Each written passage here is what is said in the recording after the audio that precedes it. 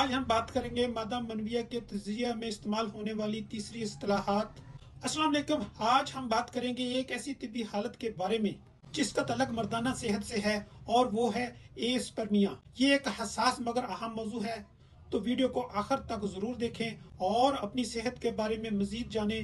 ایسپرمیا ایک ایسی حالت ہے جس میں مرد کے مادہ منویہ کے اخراج مکمل طور پر رک جاتا ہے۔ یاد رہے کہ یہ بانجھ پن سے مختلف ہے، کیونکہ اس میں نہ تو مادہ منویہ خارج ہوتا ہے اور نہ ہی اس میں سپرم موجود ہوتے ہیں، بلکہ جذباتی اور نفسیاتی طور پر بھی اثر ڈال سکتا ہے۔ اب بات کرتے ہیں اس کے اسباب کے بارے میں۔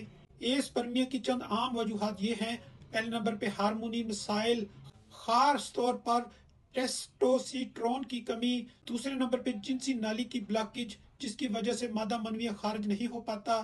تیسرے نمبر پہ ہے ریٹروگریڈ ایجیکولیشن، جہاں مادہ منویہ مثانے میں چلا جاتا ہے۔ چوتھے نمبر پہ ہے خاص طور پر پروسٹیٹ یا خصیوں کی چوٹ۔ پانچویں نمبر پہ ہے زہریلی ادویات یا زہریلے مواد کا اثرات، جیسے کیمو تھراپی یا دیگر مخصوص دوائیں۔ خوشخبری یہ ہے کہ ایسپرمیا کا علاج ممکن ہے۔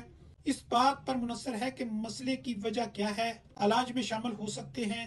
نفسیاتی مسائل کو حل کرنے کے لیے کوشش کریں۔ یاد رکھیں، اگر آپ یا آپ کے کسی عزیز کو ایسپرمیا کا سامنا ہے تو شرمندگی یا جھجک محسوس کرنے کی ضرورت نہیں۔ ہم سے رجوع کریں اور اپنی صحت کو بہتر بنائیں۔